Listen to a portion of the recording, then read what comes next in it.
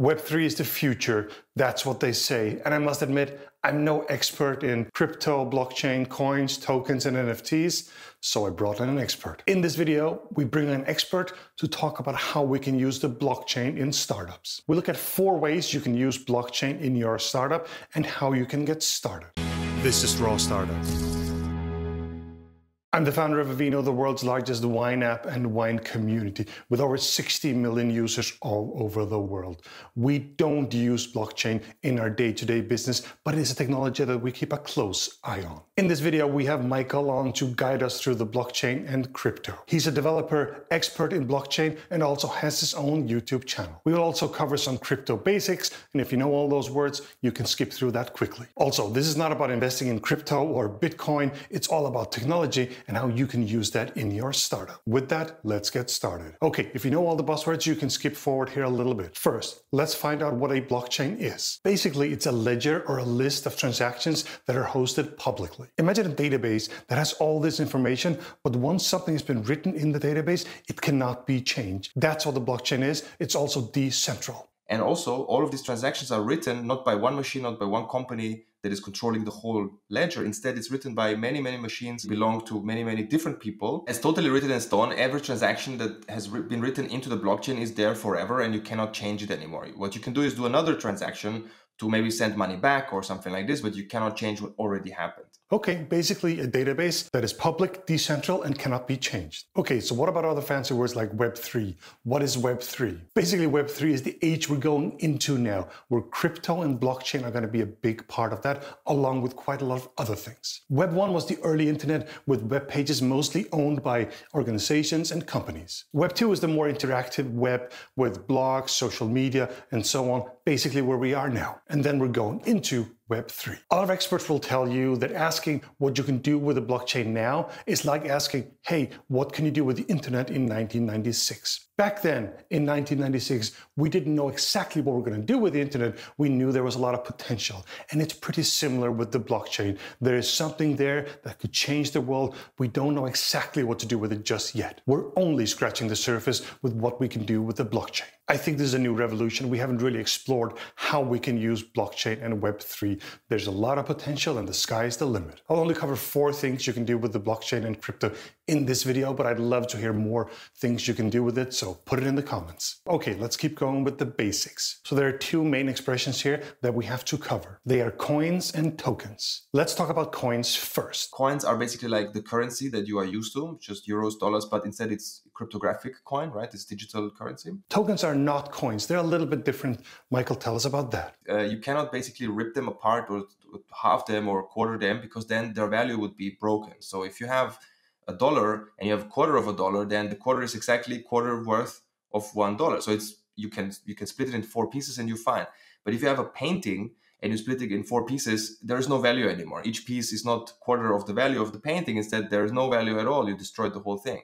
So NFTs represent digitally, it's a digital representation of these kind of items that you cannot split into multiple pieces, because if you do so, the value would be 0, right? This is the key here. They cannot be split or they lose all value. With the basics in place, let's get the 4 things going. Number 1, raise funds with crypto. Well, we're startups. We always need a little bit of extra money. But how can we raise money with crypto? The way to raise funds with blockchain or with crypto is basically you have a business and you have a coin. Right? You have a coin, and that coin is a smart contract, and you tell everyone, listen, if you buy this coin at a specific date, and you're an early adopter, and you have specific voting rights, and you get early access to some things, and you can also vote for specific proposals on how the project or the product might evolve, because, right, you're like an early kind of an investor type. That way you can actually raise additional funds from the crypto sphere, from the crypto universe, by selling them this coin, and of course, delivering the value that you have promised. So there's no way just to sell equity, to sell shares in the company.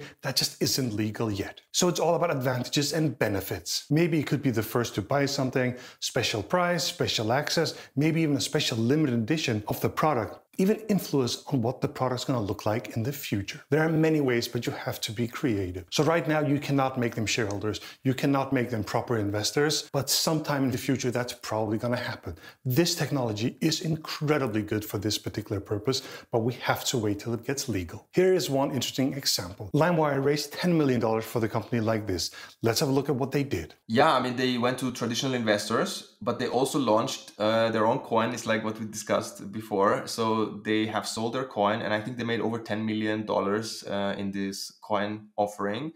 Whereas these early adopters that have bought this LimeWire coin have early access, and also they have cheaper fees or no fees at all. I don't exactly know what the benefits are, but they made 10 million selling this coin now. It's amazing. Of course, it's all legit, obviously. And of course, they are not saying that LimeWire is not saying if you have the Lime coin that you are a shareholder, right? Because we said it's not going to work, right? Instead, you get benefits and benefits and benefits, but you're not a shareholder. So that's important. So how do you get started? So first you will need to find out the benefits you want to give people that are holding this token or NFT. This part does get a little bit technical, so you might need some help for that. But like we said earlier, be creative on what kind of benefits you can give people. If you want to build it yourself, there's quite a bit of education online. So the way I got started is by going to a website called Crypto Zombies. And Crypto Zombies is made in a great way. It shows you how to program a smart contract with a mega gamified experience. It's very simple, okay? Basically, on the left side, you have code that you have to, adapt. And on the right side, you have a lot of graphics and explaining your stuff.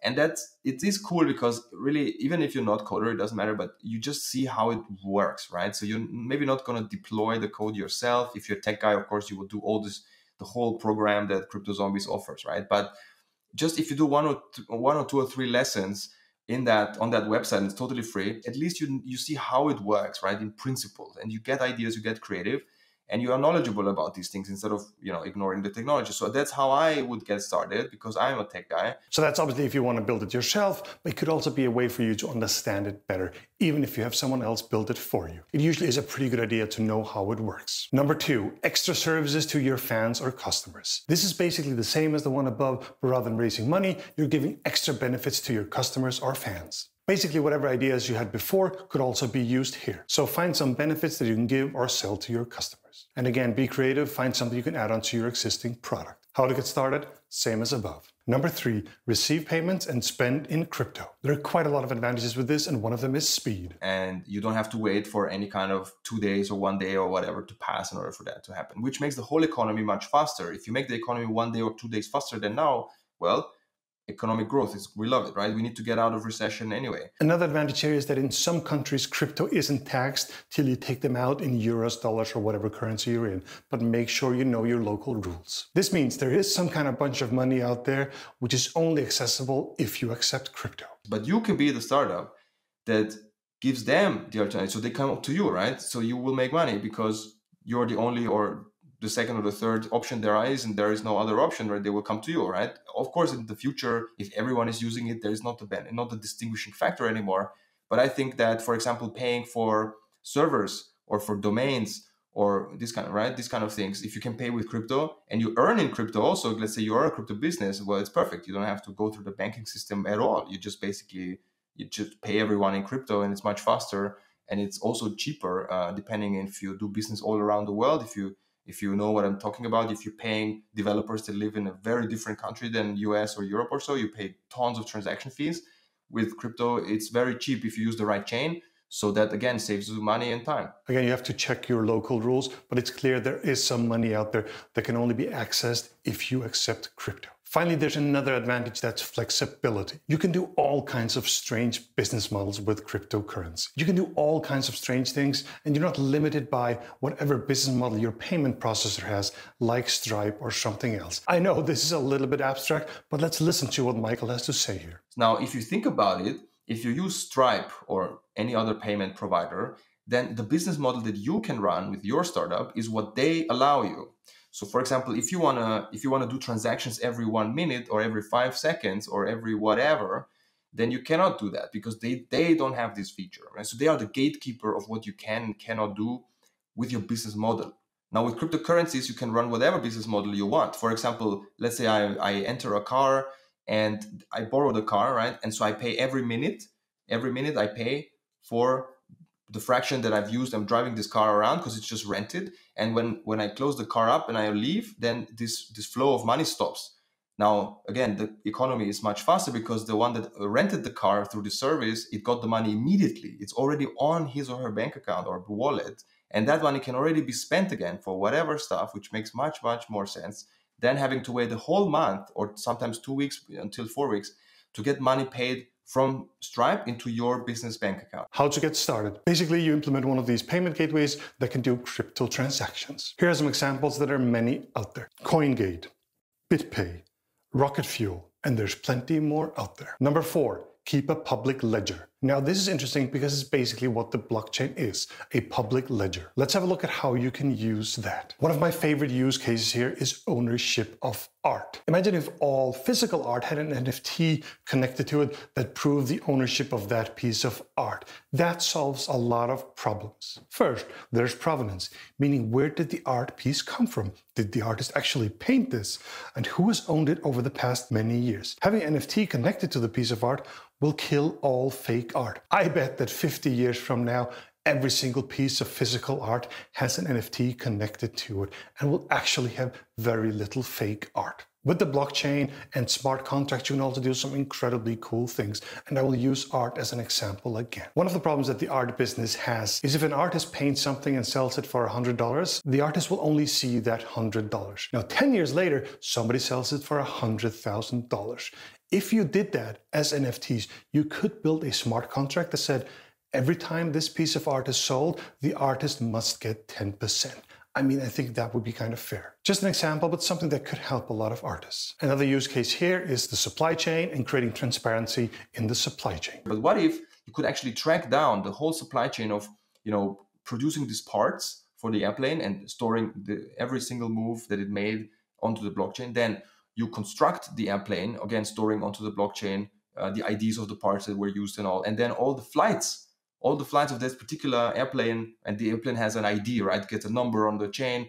And then even the destruction of the airplane when you disassemble it, and how much CO2 did this whole thing cost you, right? And generate. Another one is traceability. Building products is complicated, and very often when you have a finished product, hundreds of producers from all over the world have been part of building that product. Tracing that can be very challenging, and a public ledger can be very useful for that. This is big, or as Michael puts it, you can also think about if you just want to collaborate better with every party that is involved in transferring goods around the planet, then you can simply see what happened with this good. Where does it come from? Does it come from the right place that I thought it comes from, right? Maybe I just been financing, terrorism, or who knows? Or you can better collaborate. The one at the beginning of the chain knows what the one at the end of the chain did, right? Which, other than that, it's almost impossible to see what happened to the thing that you sold. Where is it now, right? How did it move around? So the blockchain is great for the supply chain. How do we get started? Well, we sort of rely on your creativity here. The ledger can be used for anything you come up with where the ledger makes sense. So it's basically, if you ask me how to use the internet in 2000, I don't know, right? People are creative, all right? So, but here's the technology, and here are a few use cases and what you can do with it. Now be creative with your business and come up with use cases to use it, because I think there's no way around it anymore. The technology is there. Now find a way to use it. Again, this is not meant to be a full list, just some ideas on how you can use blockchain in your startup. If you have great ideas, put them in the comments. I'd love to see some more of them. If you want more content just like this, please consider pressing like and subscribe so you won't miss any future videos. Thank you very much for watching Raw Startup. Now stop watching and go build something.